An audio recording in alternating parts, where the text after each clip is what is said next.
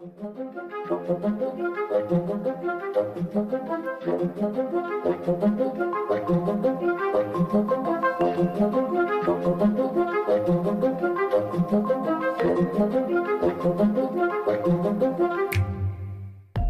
subject of today's episode is a device that, even though it grew in popularity throughout the latter part of the 20th century, its original use was to give prisoners in the 19th century something to do, and to aid in agriculture.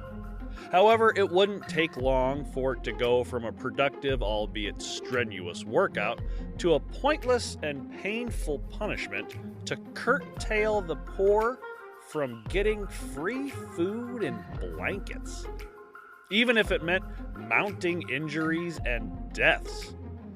Used by trainers to punish their clients and fitness influencers to get those all too evasive clicks, you'll see how just 200 years ago, about half the prisons in the UK, and for a short time a few in America, would be subject to this exhausting apparatus, including one very prolific Irish poet. Today we cover the treadmill.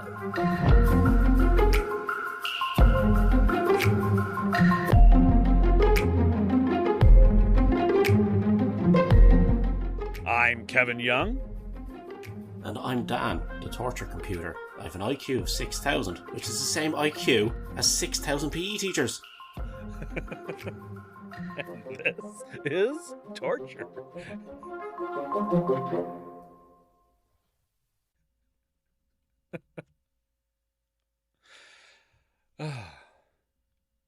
The treadmill. Yeah. Yeah. Yep. Well, I'm like a Canadian with a floppy head, you see. For those of you who are listening and not watching on our Patreon, Dan is upside down on our Zoom. Yeah, I'm going to change it now because I'm getting dizzy looking at myself. Just leave it like that. You upside down. Yeah, You're upside down, and the guy in the chair. Damn it! There you go. I can't get my head down where his head is. Oh, fuck. No, I won't. I don't think it'll. You get that far back, I won't even see it. Yeah. Well. Anyway. Well, Dan, how you doing? Good. Except for having my head next to man's penis in the background there. Guy's chunk. Yeah.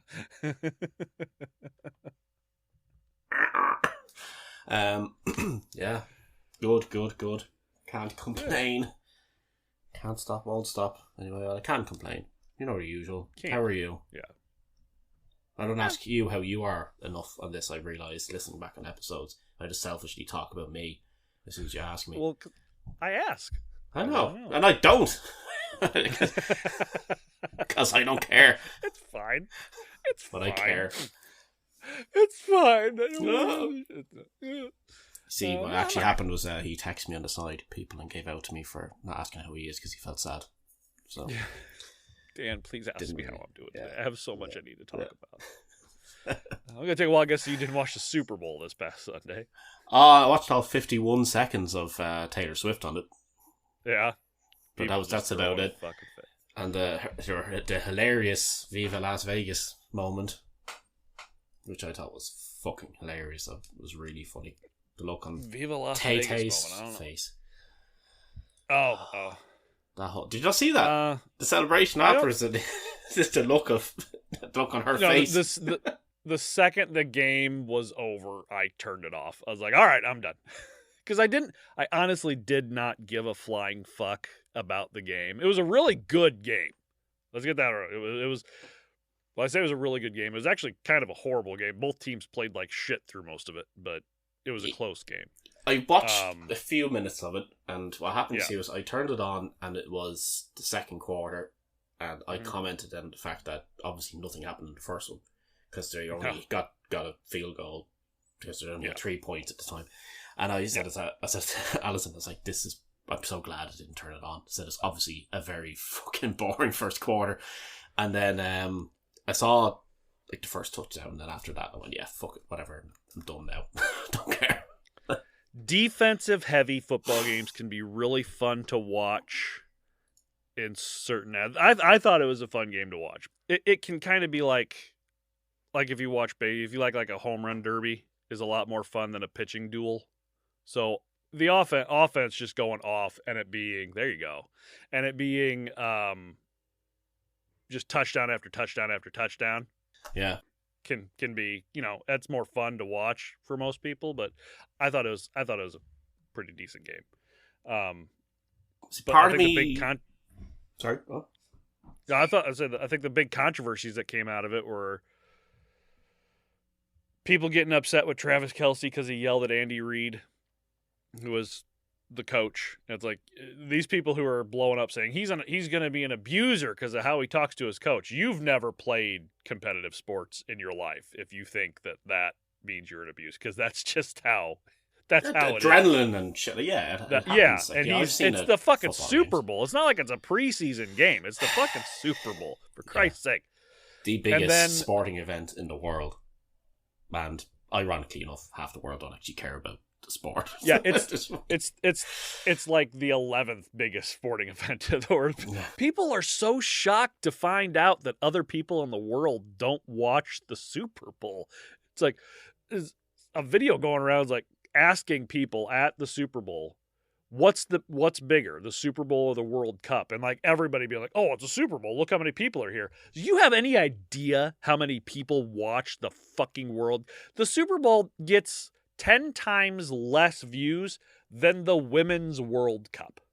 Yeah. Well, the Women's World Cup, the last one, was particularly highly viewed. Which is good. But Just because America doesn't usually do that well in the World Cup, we think that nobody's watching it. It's like, no, they're watching. Plenty of people watching it. The fucking Tour de France gets like 1 billion viewers.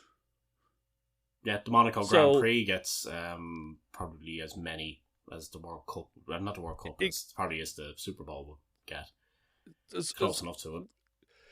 The Super Bowl it's an American thing. Yes, you can watch it outside of the United States. Some people do, but American technically thing?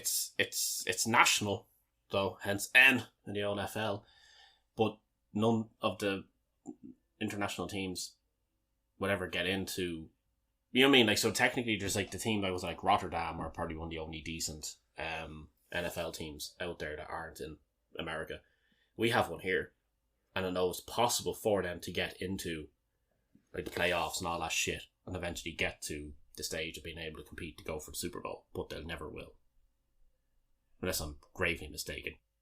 No, that must be like a different league, because the NFL's just the 32 teams here. They had talked about bringing in a team. I thought that from Canada could compete to go into it, but no, you can't compete from other leagues to try to get into the Super Bowl. I think that would be great. I think that I know this has been people had brought this up before, and it's actually Scott Ziegler, one of my favorite authors, has a book series where this is actually how it works in his football league. But you have like the NFL, which is the top tier, and then you'd have like the US/XFL or the CFL, the Canadian Football League, would be like second tier, and just all those, just keep going in a line.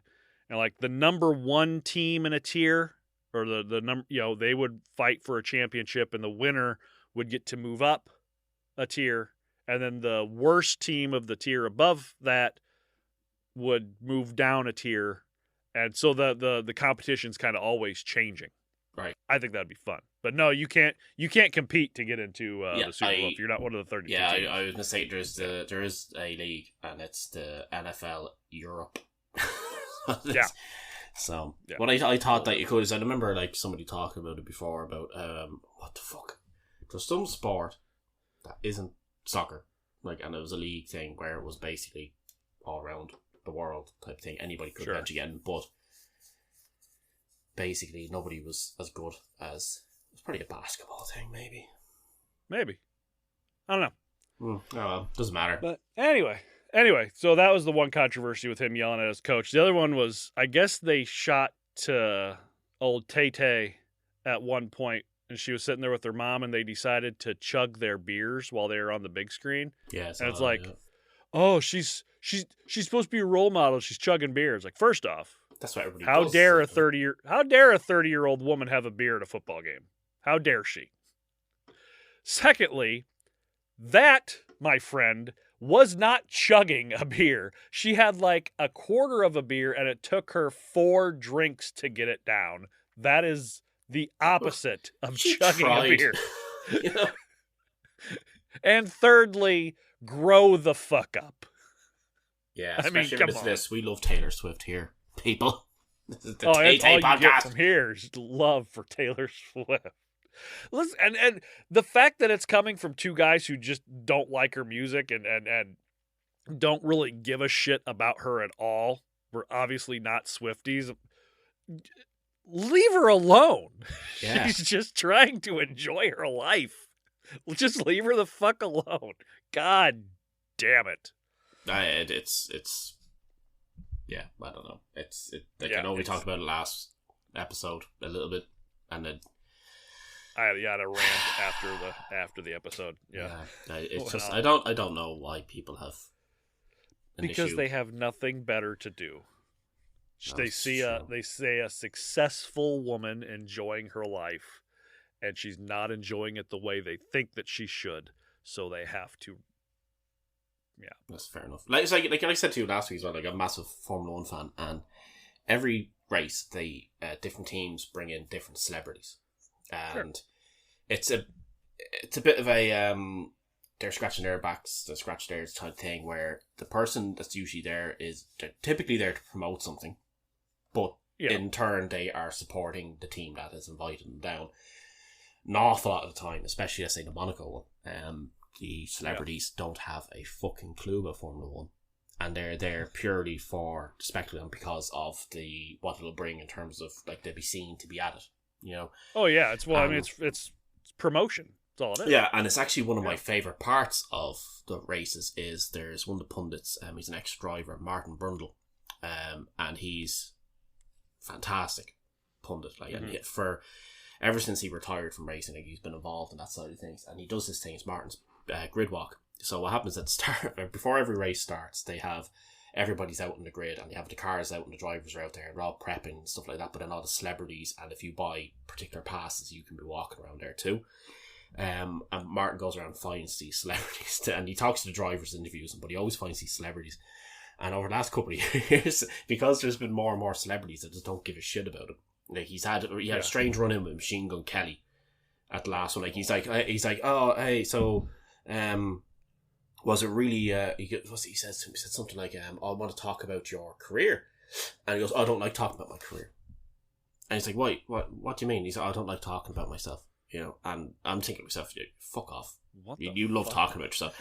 And then he goes, so what about your career? And he's like, oh yeah, well, like, you know, it's great that music and Formula 1 they've always been involved, but they always have, like, I mean, there's always been a big connection between musicians and Formula 1. And he's like, yeah, and next he's like, oh look, let's play some music, and he starts talking about himself, and I was like, Machine Gun, fuck off, like, you know. And then there's somebody else completely, Megan the Stallion, whatever, like that. It was a really funny one. But I think it's the whole point of what I'm trying to say though is I think it's funny, like, where the complete difference there, where it's like we said before, the gatekeeping fucking assholes who don't want anything to do with her being there, and they don't want her fans having anything to do with their precious sport they must protect.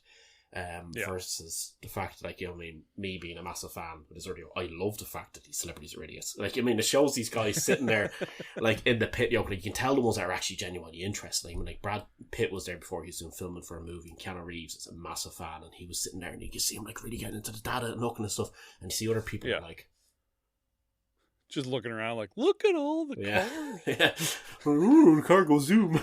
That's a funny looking one. Oh, I don't understand why fans can't just accept that. You know, it's good for you. It's good for your sport, you idiots. It is. It's fucking fantastic for the NFL because they have like 1 million new little 12-year-old fans once Taylor Swift isn't on TV anymore, at least some of them are going to continue to watch football. It's going to be crazy.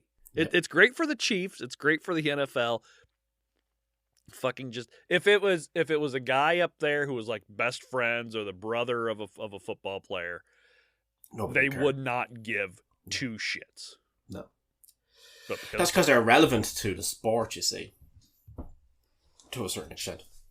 I mean, Well, here's a counter thing for you then in that case. His brother was there with her, and every time it showed her, he was on the fucking screen. So therefore... Well, for the Super Bowl, he was. Yeah, he was so there you go. Yeah. So stop giving out. They're showing a footballer. His team wasn't even there. You know? No. Yeah. So... He plays for the Eagles. He's all decked out in fucking Chiefs gear, which is kind of a... Yeah. His wife wouldn't, though. Well, Jason Kelsey's wife refused to wear Chiefs. She's a Philadelphia Eagles fan since she was like a little kid, and she refuses to wear anybody else's stuff. So she's like, I'll support Travis. I'll wear red, but I am not wearing Kansas City Chiefs shit. She wore... Yeah, I can get that. She wore Cincinnati Wildcats, the college team. She wore their stuff. It's like you wouldn't see me if... You wouldn't see me wearing somebody other than like Arsenal's kit. That was an English football team. People can give out that. I don't know who Arsenal is. Yeah. But they say like the young lad is a Chelsea fan and he's plays football. If he played for Chelsea, he'd be like, yeah, cool, I'll go to the game, but I'll be wearing that red jersey underneath that top and it'd be zipped up, all right. But you know, I ain't not no blue. If one of our kids were playing for a team that wasn't Manchester United, my wife would probably wear the colors, but I doubt she'd buy anything that didn't say Manchester United on it because she's a huge fan. If we're removing her from Facebook. She's a dirty mank. The 17-year-old, he kicks for football, and as if he got on with like the Cowboys or something, I'd support him to the end of the earth. But I'm not putting on a Cowboys jersey. It's just not going to happen. Yeah. So I understand the feeling. I'm so tempted to go and get my Tom Brady jersey now that I have and put it on just to annoy everybody and stick on. I think it's from his first season. I won it in a poker game. We still haven't talked about our thing yet. Subject we just right, so here's the fun. So I used to watch American football all the time, right? And the reason I loved the Patriots wasn't because the fact that they're winning all the time. I didn't have a clue who they were when I first started watching them. It just so happened to be the same way that when I fell in love with Arsenal, that they were one of the first teams I ever watched because that was what was on at the time, and kind of got into it and started looking into it a little bit more. And again, this was around the time like when Brady first started with them, so I wasn't even thinking about that. Right. But anyway, and a friend of mine was a massive Colts fan. So Patriots were playing the Colts one day and went over to his house, and he made a bet with me that he said, if the Patriots win, he goes, I give you my Brady jersey. And I said, right, so what if the Colts win? And he's like, oh, you can buy me a crate of beer. And I was like, okay, cool. So Patriots completely fucking destroyed the Colts. Yeah. And so he gave me the jersey very begrudgingly, and I was like, cool, thank you very much. And then he proceeded to say to me, I'll play you one hand of poker to win this one hand. 5-card draw. Okay, cool, let's go. So let him shuffle the deck, and he gets out the cards. Greatest hand ever. Now this sounds like complete bullshit, but this is fucking God honest truth, right? He's sitting there, he's like, how many cards do you want? One. And he's like, what? His eyes get all big. When he dealt me 4 fucking aces. Oh my God. Right? And I was like, this is like fucking, like, God, this is like written in the stars. I was offered €400 for the jersey a couple of weeks later, and I was like, no man. I told the guy the story, like it was a friend of my brother's, and I told him the story how I won it, and he's like, yeah, I never sell that shit. Like, you frame that. Yeah, and I'll tell you what, look, I'll go get it now. Fuck, give me 2 seconds. I'm going to go get it. Go ahead. Eventually found it. Nice. Let's go get it! Big ball! Nice. But yeah. And he tripped over because my shoelace is untied. Lucky jersey almost broke your neck. Yeah. Yeah. But yeah. All right. Some of our fans might be like, yay, we like football talk. The rest of them are saying, get to the fucking point. So I guess we'll get... Yeah, so. Yeah. We can always edit some of that through for Patreons. Patriots! All right, Dan, let's take you back to, let's say, the 1830s or so, to the Brixton prison in London. and you're doing a 3-month stint for fighting in public.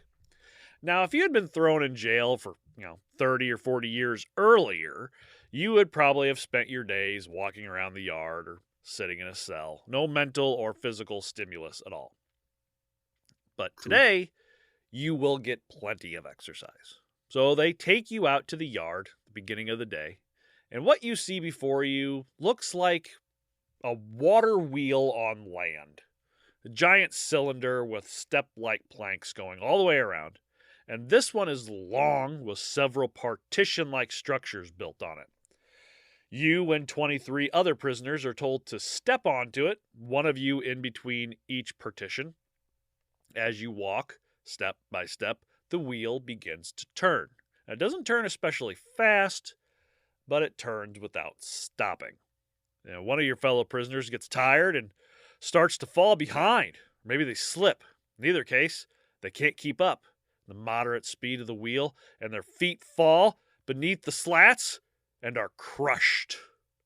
Hate that. Yeah. Prisoner is pulled away and another is put in his place. After 15 minutes or so, you would get a break to sit down, catch your breath, grab some water. And after 5 or 6 minutes, you'd be back on to the walking. In the winter, this would go on for 6 to 8 hours. During the summer, you'd be looking forward to 10 to 12 hours of constant stair climbing, the equivalent of anywhere from 5,000 to 14,000 vertical feet daily. This was the punishment of the treadmill. Do that in my sleep. Yeah. That's a decent-sized mountain. Yeah. Couldn't do that shit. No, by the end of the first break, we're like... But goddamn, after 2 weeks of doing that, your ass would be banging. Yeah. Be like that guy that does the video, the guy just always rolling with the he shoves all the stuff in his pants. He's got the giant ass walking around. Yeah, I know. Now, treadmills in prisons became more and more popular.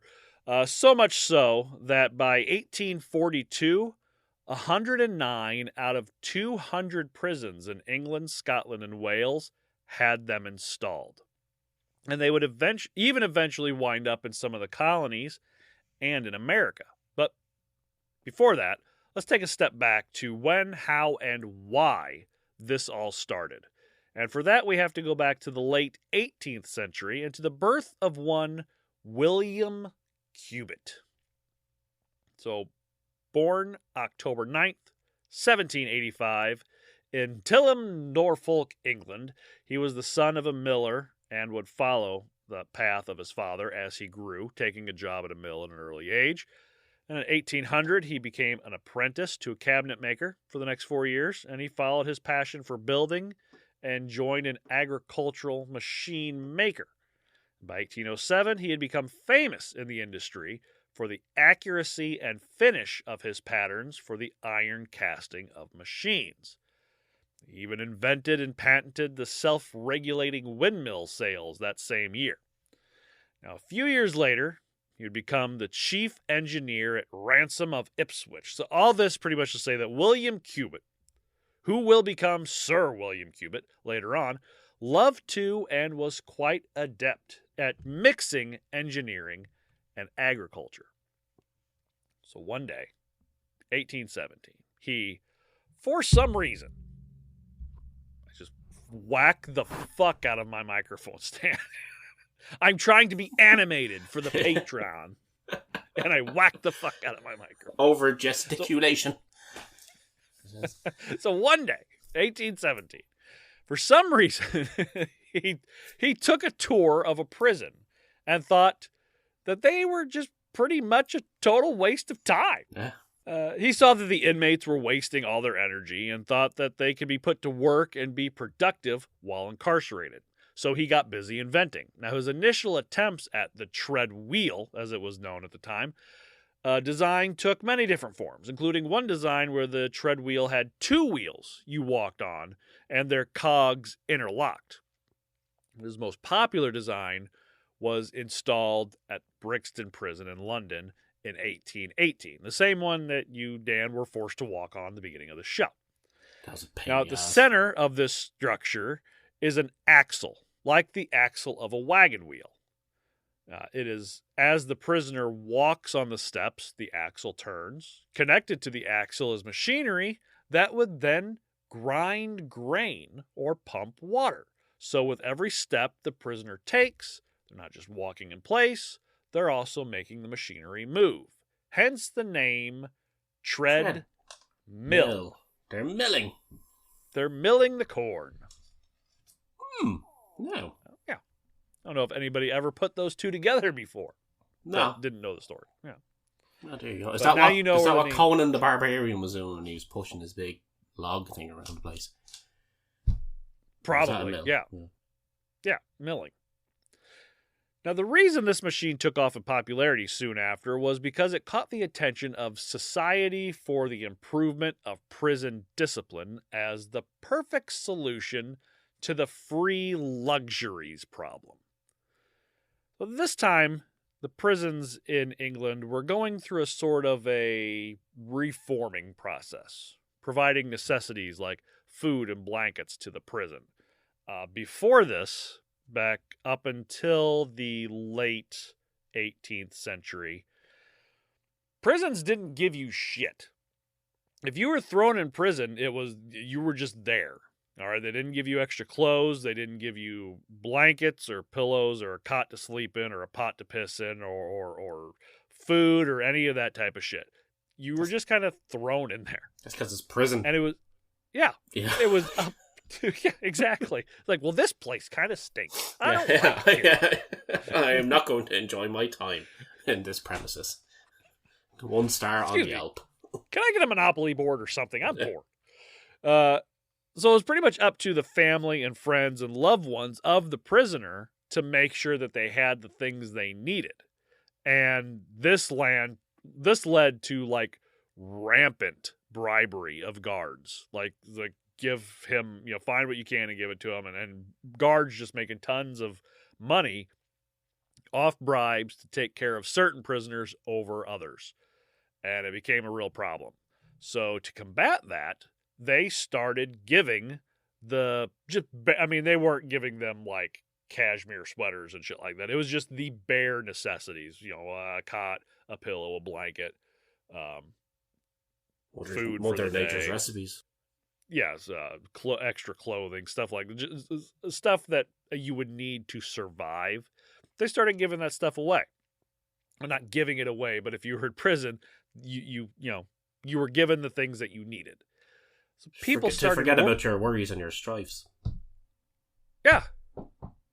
It's the simple bare necessities. People started worrying that the poor would commit crimes just to be imprisoned and get free stuff. It sounds a lot like some of the shit you hear people say today about, well, people are just going to, you're giving food stamps. People are just going to quit working so they can get food stamps. No, they're not, but okay. I mean, well, unless you live here, and then it makes more financial sense to be sitting scratching your arse and getting government money. How much they get in comparison? I mean, depends on the situation, obviously. No. One of the problems with growing a beard is proper beard care. Going on a website or even to a brick and mortar store and seeing dozens of different options, whether it be oils, washes, balms, lotions, razors, butters, or just a massive amount of different companies all trying to sell you virtually the same product with a different logo. It can be difficult and overwhelming. And even worse, see, I already fucked it up. And even worse so if you're trying to buy beard products for someone else. Well, thebeardstruggle.com has made that process infinitely easier with their beard kits and bundles. Anything from a simple oil kit that gives you day tonic and night elixir, to the complete beard care bundle that gives you the day and night oils, beard shampoo, beard conditioner, beard balm, and the Viking Sea Mineral Beard Mask. The beard growth bundle that comes with the Voxsphere Growth Accelerator and the Derma Roller. to Cracky Shave Kit that gives you everything you need to keep your beard short and trimmed up. To the mother of all beard kits, the Apex Bundle 2.0. That comes with 15 different products, including the heated beard brush and straightener. And if you're still just not sure what bundle to get, you can take their beard routine quiz, and the Beard Struggle will tell you what the best beard care routine and products are for your specific beard type and price range. The Beard Struggle takes the confusion out of what to get.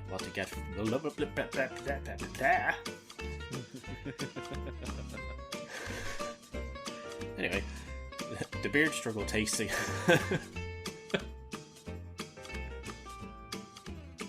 the reading the ad struggle.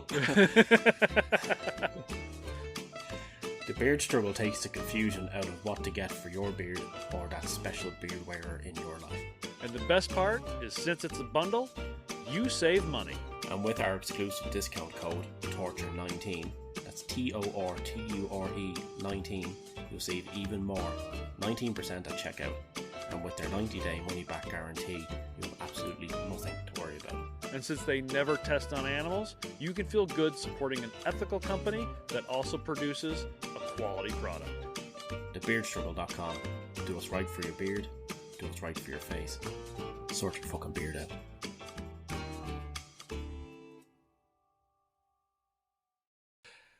So these they decided that these luxuries the prisoners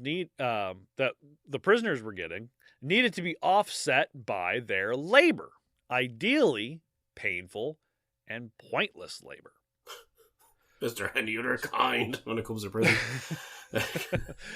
So recruitment of the next generation of hardened criminals was rampant in prisons. Poor kids who came in for petty crimes would leave with contacts and lock-picking and other subversive skills. And prison administrators wanted both to rehabilitate and to keep people separate. So I talked about those partitions on the treadmill that, Dan, you were having to walk on. Mm-hmm. The partition treadmill delivered on both of these. You were both walking all fucking day, and you weren't allowed to talk to the people next to you.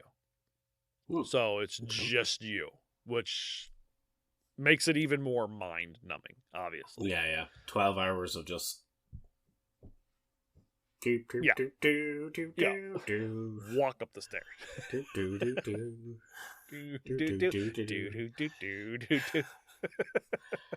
Got the... I was singing Thomas. Yeah, I heard. Yeah, I know what you were thinking.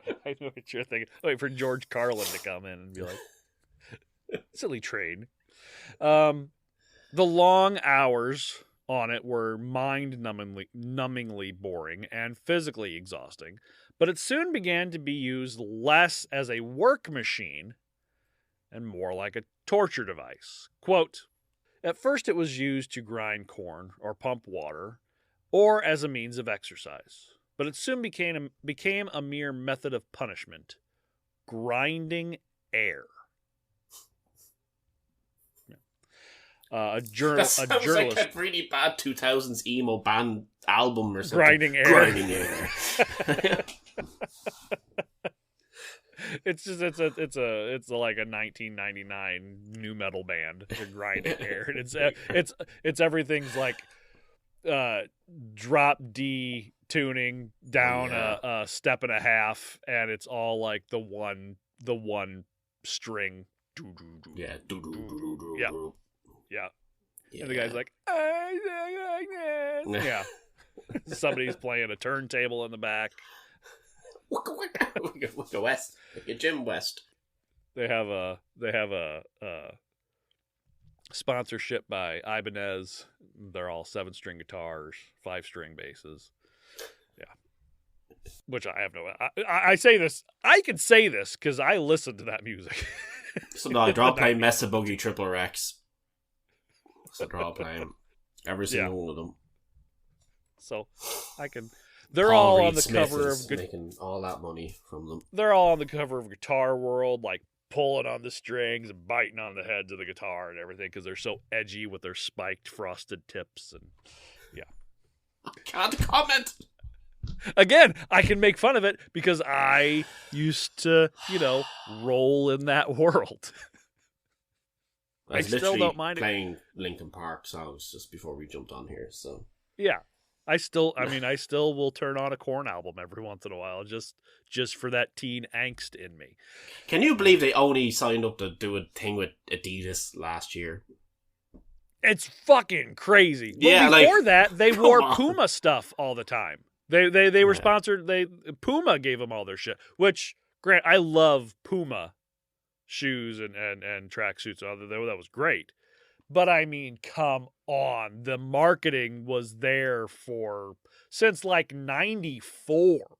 The marketing for Adidas has been there. That's the thing. Whenever I see a red Adidas tracksuit with stripes, I think of one of two things: Jonathan Davis or a Russian mobster. And that's it. It's like the guys sitting in a lawn chair on the streets on the sidewalk of New York outside of Delhi. Yeah, basically, yeah. It's like in what you call it in Hawkeye, the Trusted Bro. Like those guys, fucking hilarious. Trusted Bro. Now, a journalist working for the Gloucester, is it Gloucester? Gloucester. No, they can't. Now I can't say it. It's probably Gloucester. Gloucester. I think it's Gloucester. Yeah. Gloucestershire. Gloucestershire, Hamilton. A journalist working for the Gloucester Journal got to see them being used. He wasn't fond of the contraption. Quote, "Not a word was spoken on the wheel or off it, nor was it necessary, for each prisoner knew the moment that his spell ceased so accurately that he whose turn had come had no opportunity of forgetting it. One could not fail to be struck by the air of languor and almost misery which always marks labor not lightened by reward." Which is true. If you're just working to work and you're not getting anything out of it, it really fucking sucks. Yeah, that's fair enough. Like, that's how it's like working for the civil service. I know I said that last week as well, but my God, all these things are hitting home. Yeah. Well, it's like when the job I have when I first got the jobs I had previously. If you hit a quota, you got a bonus. So you worked all that much harder to get that little bit of bonus. But the job I have now, if you get so many pieces out, you don't get anything extra. Yeah. So why would I want to? Yeah. I told the guy who hired me on at that job, I told them that they were stupid when he told me that. I was like, "What's your bonus like?" He goes, "What do you mean?" I said, "Well, if we run fast, we get this amount of tonnage or whatever. Do you get like, 3% bonus on the day or something like that?" He goes, "No, we don't do that." I go, "Oh, okay. Well, that's stupid." When I was interviewing for the fucking job, he goes, "He's like, what?" You're hired. he's like, "Excuse me." I was like, "You're wanting people to work extra hard and put out all this extra, product, but you're not rewarding them for it. You're not. It's called incentive or piecework, and you're not giving them that. And that's stupid. You can get so much. People would care so much more about what they put out if you gave them a little bit of a reason to do so." So now we get like a quarterly thing that if we hit a certain percentage, we get like a 0.5% on top of one paycheck or something. So it's like an extra $100, which is like pointless. I don't give a fuck, man. Yeah, that's not. You'd get like in my old job, you get like an extra $60 to $70 a day if you put out the number that you're supposed to put out. They're giving you $100 a fucking quarter. That's anyway. Ridiculous. But since the machines ticked all the boxes the public were looking for, they were quickly built in over half the prisons in the country. Like, oh, well, this is doing what we wanted to do. It's wearing out the prisoners and all these people who are going into prison for the free food. they're having to work for it now, so we're happy. Virtually no one was excluded. According to the British Prison Act of 1865, anyone 16 or older could end up doing some serious hard time on the wheel, including a one Oscar Wilde. He spent 2 years on the treadmill as punishment for gross indecency with a certain male persons. He was having gay sex. He was a homosexual who had sex with men, and that in the 1860s in England was illegal. That's why they called him Oscar Wilde, you see. You know, him and Bram Stoker had a long kind of history. His wife was kind of in love with Oscar Wilde. And it's a whole big thing, but that's a whole interesting story. Was Bram Stoker not gay as well or something? He not homosexual? No, he was not. No? He was a married man with children. Oh, well, that doesn't mean he wasn't. he may have dabbled on the side every once in a while. Well, everybody did, as you say, when in Rome. I mean, it was a college thing. But, yeah. It's one time a band camp and all that. With the sousaphone. Yeah. With the kazoo. Now, in a poem about his incarceration called The Ballad of Reading Gaol, he wrote, you know what? No.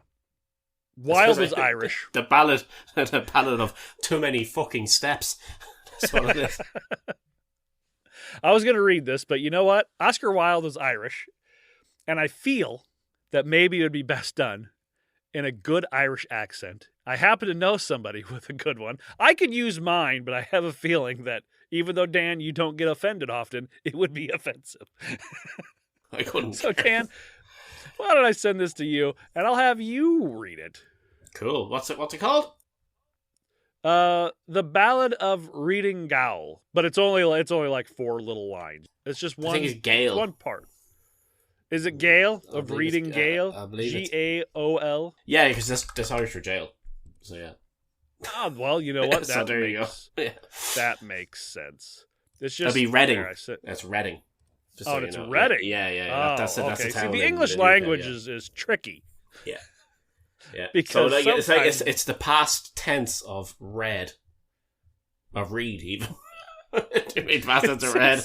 It's what were you reading during the day? Oh, no, I was reading it. That's what I was doing. It's really, really far back past tense. Don't you know I was locked up in the prison? So I was. Sure, fa-fa-fee, fa-fa-fo.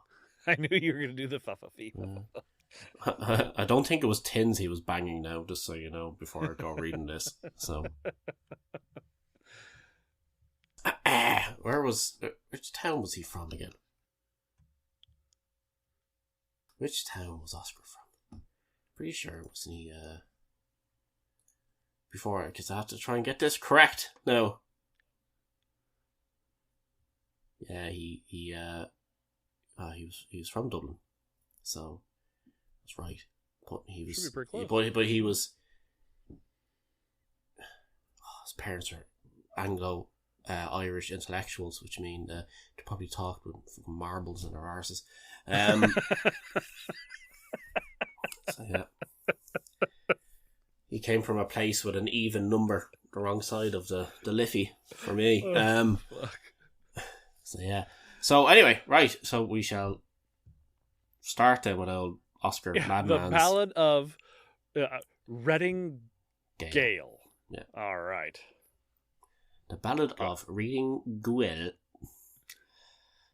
We banged the tins and bawled the hymns and sweated on the mill, but in the heart of every man, terror was lying still. Ah, see, he said the mill. That's what he's talking about. That's right. Sure. Thank you, Dan. Wilde would actually never recover from his brutal treatment and died 3 years after his release at the age of 46. His brutal treatment in the prison wasn't obviously the only reason he ended up dying. There was, I believe Oscar Wilde was pretty famously known for having syphilis. Because, you know, he liked to fuck. Yep.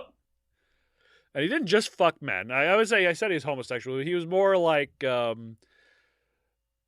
male-leaning bisexual, because he would have sex with women plenty of times. He died of meningitis.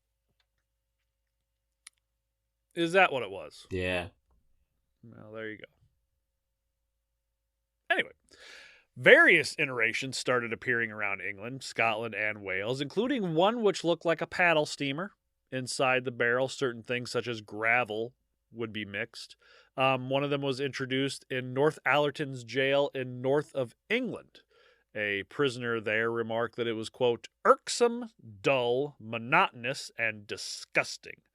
The nickname for this one was the everlasting staircase.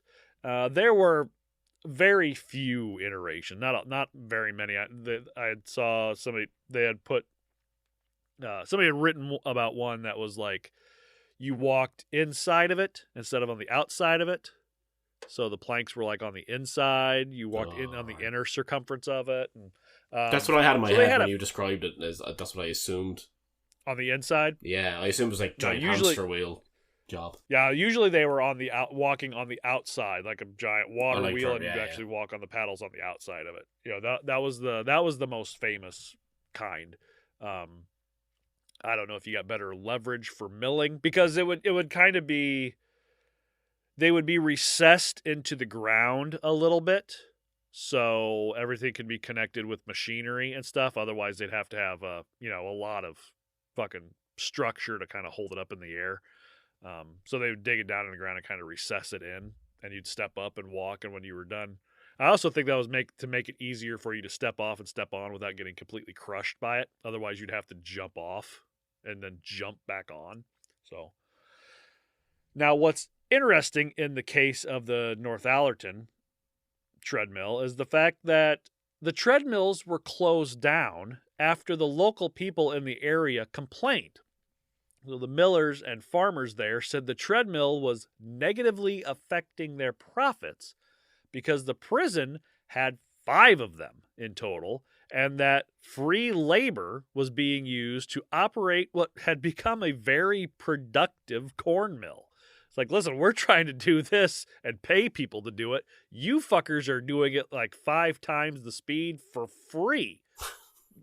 You're fucking up the economy. I mean, I understand what they're trying to do, but I mean, come on, you're screwing us. So the prison eventually just got rid of them. And actually, some of these prisons, you can go online and look at the blueprints for when they were built or when they were renovated, and they will actually have the little boxes on there that show you where the treadmill was being built. I'll try to find it and I'll post it on our Instagram. It's really neat. I think it was the Durham prison that I was looking at. You could actually see up in a corner, little square. It was a little treadmill. Like, that's cool. Yeah. Now, as time would show, treadmills were clearly not that safe. Exertion combined with poor diet often led to injury, illness, and even death. An 1885 British Medical Journal article called Death on the Treadmill, very inventive and creative with their titles, criticized Durham prison for the treadmill-induced death of a prisoner with a heart disease. And in November of 1894, at the Gloucester prison, a 45-year-old inmate named Henry Johnson died on the treadmill, only receiving... So this is some shit. You end up dying in prison because of the stuff that you're doing. You only got a 14-day sentence for death. Well, for death. For theft. How dare you die? Get him into prison. Did you die? Throw him in prison. Fuck him onto the treadmill. He says, don't. He's just rolling. It's like, this guy's pretty crap at this. Like you're rolling down an escalator. It keeps going up and you just keep going. You beat him until he starts walking. 14-day sentence for death. That's like, I never understood why they made suicide illegal. It's like, what are you going to do if they already did it? They just handcuffed the corpse. And that's it. Like, it's just, yeah. So he only received a 14-day sentence for theft. He was, by all accounts, a strong man with no noticeable health issues, but after a round on the treadmill, he complained of chest pains and embarrassing bouts of farting. Apparently that's a thing. If you're having heart problems, apparently having gas is a kind of a symptom. Which I must be having heart problems. Yeah, I must be. Time. Yeah, geez, I'm fucked. I'm dying. The prison doctor could find nothing wrong with him, and so he was sent back to his cell and told he'd be back on the treadmill the next day. On November 1st, just after 5 minutes on the machine, he collapsed and died. A look into the matter seemed to suggest that Johnson had been in perfectly fine shape, with the report saying he died of syncope, which was just fainting. Oh, he died. He had a massive fainting attack and died. Oh, dear. Yeah. Hand to the forehead. Oh, dear. And then he's dead. If that's true, then, like, every female character from a 1930s or 1940s movie would have just died because they all fainted. It's ridiculous. It's like you're on King Kong. Oh, she dead. Bring back the place, boys. She fainted. Did the fall kill him? No. 'Twas fainting killed the beast. Now, the death rate from the treadmill soon climbed to about 1 a week. And prompted the conclusion. Climbed. Yes. King Kong. Up the building. Climbed like he's climbing the wheel. Which one was it? Because I did. The wheel. Kind of two of them. The wheel? Okay. Just like the prisoners climbed the treadmill, the death count soon climbed to 1 a week. And prompted a conclusion that quote, the mill is not useful and has proved itself occasionally injurious. Yeah, about once a week. You hear that, you fitness freak bastards that tell me to get healthy and go to the gym. You heard it there. The treadmill is not useful. It's dangerous. Eventually, it's going to catch up to you. You're going to be on the treadmill with a bunch of other people at Planet Fitness or whatever, and one of you is going to drop dead, apparently from fainting. Or from heart problems from not farting enough. Yeah. He's just on the treadmill like, this motherfucker next to me stinks. He's about to faint and die. Yeah. Now, more importantly, among the minds of the day nearing the end of the 19th century, the focus on breaking the body and mind was giving way to a more thoughtful approach to rehabilitation and to focus on education, so they say. A series of prison acts passed through the 19th century increasingly restricted how long prisoners could be subject to such devices, and the Act of 1898 called for an end of their use. By 1895, there were just 39 in use across Britain and merely 13 by 1901. And we've talked about things being abolished in that part of the world before UK, England, about how stuff is not used anymore like the 19th century, and then it doesn't get abolished or banned until like the 21st century. So they stopped using them around 1901, but they weren't banned until 1989. Seems weird to me. Then some bastard walked into a warehouse and found all these just lined up against the wall and thought, I can make some money out of this. Stuck a sign up on the door, charge people to walk into that goddamn place, replace the whole front of it with windows. And there you go. Put on some tight trousers. I can get Olivia Newton-John to write a whole song about just doing this type of stuff. Damn straight. Oh, Olivia. But see, when it was first started getting used, they would spend like an hour on these things at a time. And you'd get maybe a 10-minute break every hour. And then as it went along, they realized how torturous that was on the body, and they started cutting it down to like half an hour, 45 minutes to 15 minutes to 10 minutes, and you get little breaks in between. Because honestly, walking upstairs for an hour over, you're gonna die. It's just, you can't do it. Yeah. So. But Britain wasn't the only place treadmills were used. Like I had said earlier, they were also built on some of the colonies, and in America, like in Jamaica, after the Slavery Abolition Act of 1833, where it was no longer legal to own a slave, but perfectly legal to force former slaves into indentured service for 4 to 6 years. And in case you were wondering if I mixed up my words there a little bit, indentured service is the same fucking thing as slavery. They're still working for free, doing the jobs you don't want to do. Only this time, there's a time limit set on it, 4 to 6 years, and they called it an apprenticeship system. Of course they Some of these apprentices were chained to one of the treadmills that had been built there and told to, quote, dance, which, meant walk, along with the obvious whippings. And this lasted for years. Footloose. You just know. Oh, they said dance, and you just know somebody's on like their last day, and they're just like, they're just dancing up that fucking thing. And the guy who's whipping him extra hard because he's all pissed off because he knows that it's the last time he gets to. Good for you. Get the fuck out of there. And actually, there were journalists sent to Jamaica to see this happen because they heard of the horrors that were going on there about, these apprentices being whipped as they walked. And it was like, oh, yeah, that's not that bad.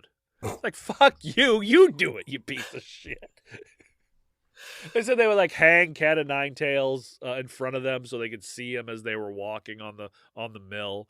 Like, I mean, they're just showing. It was like, listen, you might not be technically a slave anymore, but I still own your ass. Yeah. You're gonna do what the fuck I tell you to if you survive the next 4 to 6 years. And if anybody doesn't know what a cat o' nine tails is, you can go back and listen to our previous episode. Boom. That's why I keep him around, because he does that type of shit. Yeah. Now in 1822. Oh, you click that thumb, subscribe, like. It really helps us out, guys. Now, in 1822, a 16-man treadmill was installed at the prison on East 26th Street in New York City at a cost of $3,050.99, which I think was like $13 million back then. They ground 40 to 60 bushels of corn a day. Within 2 years, the prison had built 3 more, 2 of them used by women. It's a lot of corn. There are 3. Yeah, it is. Well, we are a big corn-eating country. With that, I mean, Ireland has the potatoes. We have corn. We're a big corn. Don't say the Midwest is just corn. Yeah, corn and soybeans is really all you get in the Midwest. Just corn and soybeans. Sometimes wheat. Now there are 3 other prisons in the U.S. that installed them: Newgate, Charleston, and Philadelphia. And at one point, slave owners in Charleston could actually rent one out to punish runaway slaves, like a bouncy house. You just rent it out for parties. Just go to the prison and be like, can I have that for just a day? Just pump it up. You guys go have a good time. Fuck's sake. The guy's jumping off the top of it like they're wrestling. Boom! Like, because we've all done Power that. bomb! Yeah. Elbow! One guy's up there going, oh yeah! Slim Jim. But picking cotton and breaking rocks was actually where they wanted slaves to use their energy, so that whole thing just kind of died out. Soon after America started using them, we stopped using them. Now, what had been seen in the UK as a success didn't really seem to work over here. But it wasn't because the treadmill was seen as too dangerous or torturous. No, that's not what Americans were worried about. It's, we can't do this. It's too harsh. Yeah, no. No, the powers that be just didn't think that human grinding was very productive. If it had been productive, they'd have been on every fucking street corner. Human grinding. Look at all this people that it produced, though, with your human I was thinking more like walking into a nightclub, like sweat fest. It's like, this isn't very productive at all. All it's producing me is with a fucking rash. Yeah. Yeah. Who wants a mustache rash? But they weren't producing enough grain or ground up grain or pumped water or whatever to really justify, because honestly, machines at the time were doing it better, and they kept advancing. Machinery kept advancing. Humans only going to advance so much to do the same fucking thing over and over again. Yeah. And in 1827, the Prison Discipline Society of Boston said in an article that, quote, "The treadmill teaches the convict nothing that can be useful to him on his discharge. It is not a profitable employment of human power." And they were pretty much banned in America in 1828. It did resurface in America in 1913 with a U.S. patent for a training machine. And then in the 1960s, the American mechanical engineer William Staub created a home fitness machine called the Pacemaster 600. He began manufacturing home treadmills in New Jersey. He used it often himself right until months before his death at the age of 96. Treadmills are still the top-selling training equipment in the U.S., but still come with all the baggage, injuries, and boredom that prisoners endured in England. Actually, they're not near as boring now because you could watch TV on them. Yeah, I was going to say, next time you're sitting there in your treadmill, you remember what happened to poor Oscar. Yeah. Or the guy who died of flatulence or whatever the hell it was. You remember? Oh, no. Oscar Wilde didn't die of flatulence. No, it's that the other guy. Henry Johnson died of flatulence and fainting. He farted, fainted, farted again, died. Yeah. That's because he fell into his own fart when he fainted. He fell into his own. He was like, "Oh God," and then died. Dan, were you able to find any pop culture? Yeah, I found there's where's this gone? Sorry, I literally had it open there 2 seconds ago. Specifically, the penal version of the treadmill, not the because we all know the old treadmill dance thing in that music video. Everybody knows about that. We also had Tay Tay. OK Go. Is that what it's called? I don't know the name of it. Yeah, but everybody knows that. The band is OK Go. I can't remember what the name of the song is, but yeah, it's a fantastic video. Cool, yeah. So apparently, a folk rock band called Steel Eye Span, have a song on their album. The album's called Storm Force 10. Which I haven't know of. I just didn't know the name of the band that did Storm Force 10. But anyway, the song is literally called the Treadmill Song, and it's about a prisoner's hard labour. Yeah, it's about a prisoner's hard labour on the treadmill. Charles Dickens references it in A Christmas Carol. Ebenezer Scrooge talks about the treadmill, and he describes it as useless, apparently. So, in his novel Bleak House by lawyer Mr. Tulkinghorn. Yes. Threatens imprisonment, treadmills for women, and we already had Oscar's bit.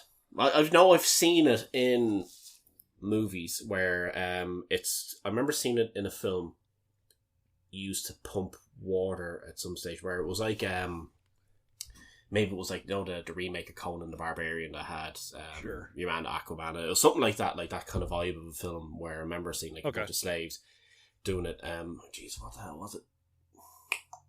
I can't remember the film anyway. I remember seeing it where they used it to pump them and pump water in like a quarry type thing or some shit like that. Right. And I remember thinking to myself, like, that looks pretty fucking rough. You know? Yeah. I mean, you see them in those types of dystopian movies every once in a while where there's just one person in a fucking wheel and like a hamster wheel running to produce something. I mean,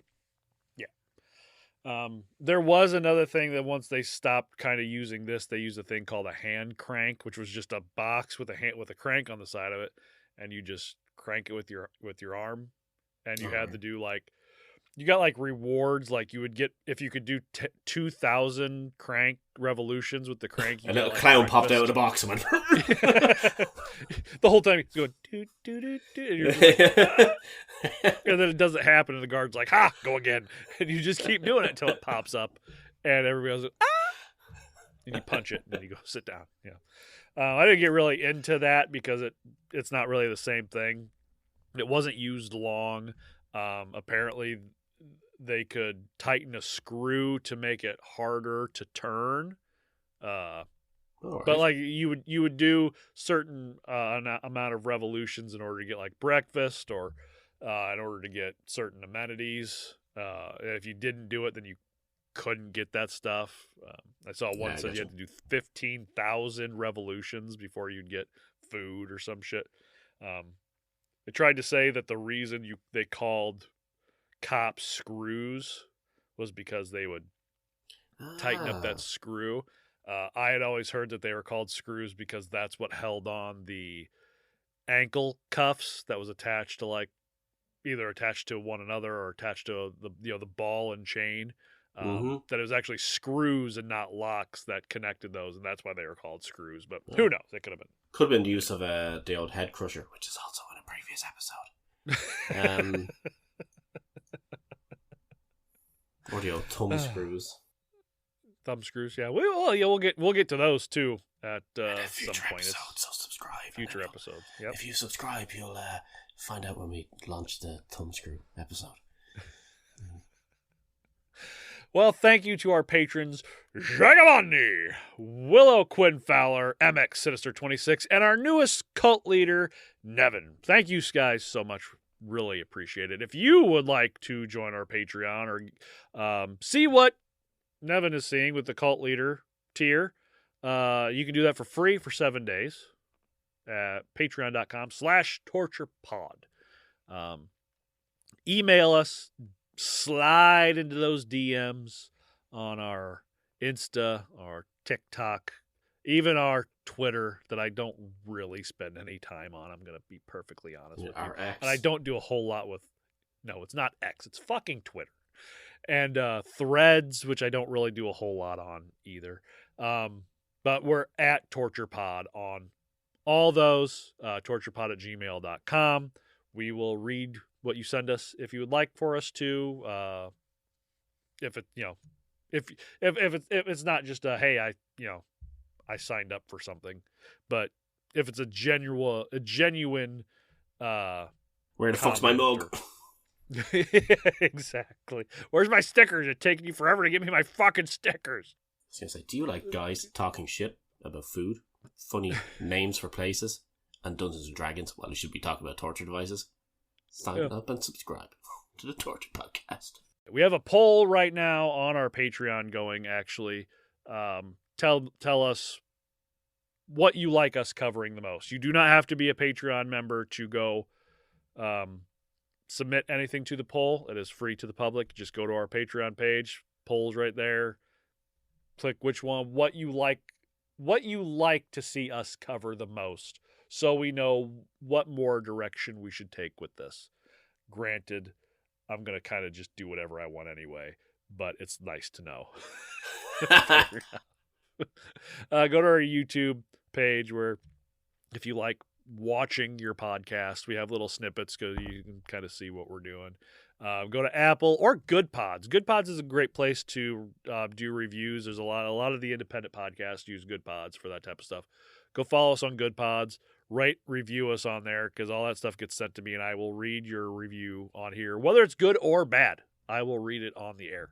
And, yeah, I'd like to know the bad too. I would love to get a bad. I don't want to get a bad review, but if we do get one, I will fucking read it because I think that would be hilarious. Yeah, well, don't be nice to know where, you know. Yeah. these guys are annoying. I don't like the way they sound. And then go listen to another podcast, asshole. You can donate to our show on our link tree, which is on our socials. You can buy us a pizza at buymeacoffee.com/torturepod. And you can go, again, to our Patreon to support us. Or what I would love for everybody to do is go to redbubble.com/people/torturepod and buy some of our fucking merch. Dan has the hat on and the shirt on underneath the jersey. I have Welcome to La Tumba on me right now. I don't have the hat on right now. I just didn't feel like putting it on. A hint for our next episode. Every younger brother or sister had to endure this at some point, but hopefully it didn't drive you insane. Nuggies. That's a good one. Dan, any words of wisdom? Yeah, the Indian bird. Came prepared today. Came prepared. Awesome. It takes 2 wipes to know that you needed 3. But it takes 3 wipes to know you only needed 2.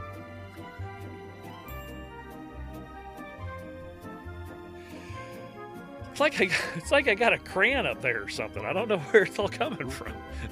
Yeah. I'll tell you what, one of the best purchases we ever made was getting a bidet. We have a bidet attachment onto our toilet that fucking change your life. I accidentally bideted myself, where we don't even have one, and yeah.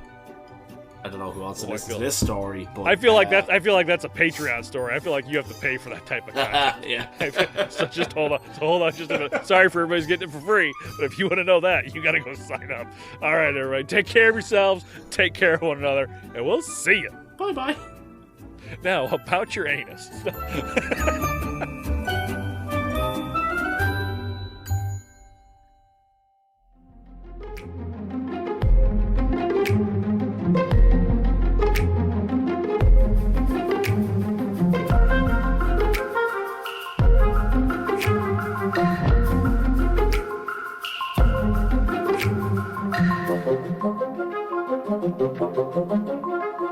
Thank you.